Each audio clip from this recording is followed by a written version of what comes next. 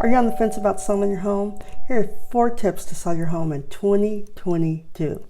Don't wait for those mortgage rates to go up. Right now, mortgage rates are considerably low, but may rise throughout the year, causing buyers to be hesitant to buy a home. Watch your competition. As the year goes along, more homes in your area may come up for sale, giving buyers more options. Focus on repairs, not updates. It's such low inventory right now. Making a lot of those updates isn't necessary, but making those repairs are. Partner with a real estate agent. It's a seller's market, so a lot of sellers may think they'll save money by selling the home themselves. But the real estate market is really shifting.